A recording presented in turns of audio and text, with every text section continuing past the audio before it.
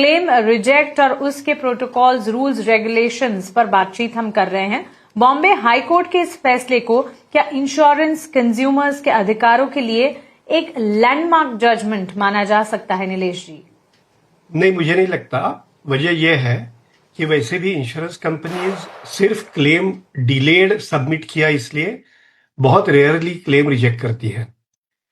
बात ऐसी है कि क्लेम रिजेक्ट डिलेड सबमिशन के कारण क्यों होता है? क्योंकि एक लिमिटेशन एक्ट 1963 है जिसमें ये साफ लिखा गया है कि मनी रिकवरी अगर करनी है तो 3 साल के अंदर आपको ये क्लेम करना होगा। अच्छा, ये समय मर्यादा क्यों रखी है इस कायदे में? तो इसका सफिशिएंट कॉज जो है वो एसेस करना पड़ता है। जैसे क्वालिटी ऑफ एविडेंस जो है वो देखना पड़ता है, और फ्रॉड प्रिवेंट करने के लिए ये लिमिटेशन एक्ट 1963 में ये प्रावधान किया गया है। अब कई बार एक्सीडेंटल कवर जो इस पर्टिकुलर केस में मुझे मालूम है कि जहां credit card linked accidental cover था, तो एक्सीडेंटल कवर उसको एलिजिबल है कि नहीं ये वेरीफाई करना होगा, क्योंकि उसमें कई बार ये कहते हैं कि कम से कम एक ट्रांजैक्शन आपका होना चाहिए क्रेडिट कार्ड पे, तो ही ये लागू होगा, ये वेरीफाई करना है। दूसरा ये हो सकता है कि एक्सीडेंट के बाद कितने दिनों में डेथ हुई।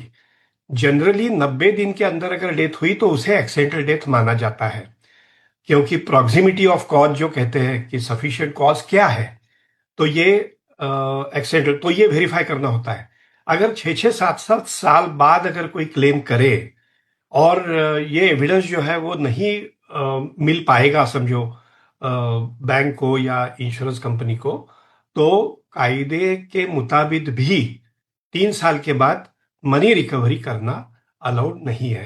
हाईकोर्ट ने जजमेंट दिया है, ठीक है, हो सकता है कि स्टेट बैंक भी इसके खिलाफ सुप्रीम कोर्ट में जा सकती है, हमें मालूम नहीं क्या होगा। मगर ऐसा मत समझिए कि just because claim submission is delayed insurance company उसे खारिज कर देती है, ऐसा नहीं होता है।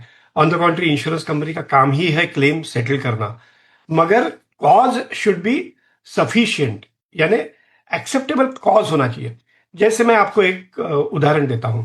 अहमदाबाद में जो विमान दुर्घटना हुई उसमें सारे लोग जो है वो एविडेंस जो है उसकी जरूरत ही नहीं है, वो एक्सीडेंट में ही मरे हुए हैं।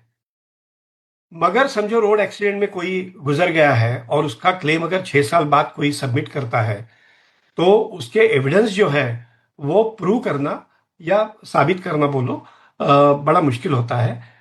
एफआईआर किया है कि नहीं, पुलिस पंचनामा हुआ है कि नहीं, उसके क्लेमेंट्स कौन है, ये एसेस करना मुश्किल होता है। मगर ठीक है, अच्छी बात है कि यहाँ हाईकोर्ट ने, कंज्यूमर कोर्ट ने एक्चुअली ये निर्णय दिया है कि इसको 6 साल बाद सबमिट होने के बावजूद भी आप इसको क्लेम दीजिए, बैच के साथ दीजिए 6%। चलो, अच्छी बात है। मगर इसके कारण कोई मूलभूत बुनियादी तरीके से कोई बदलाव आएंगे या आईआरडीए ये कहेगा कि नहीं 10 साल बाद भी क्लेम आया तो आपको देना पड़ेगा, ऐसे मुझे लगता नहीं है, ये कोई संभावना नहीं है।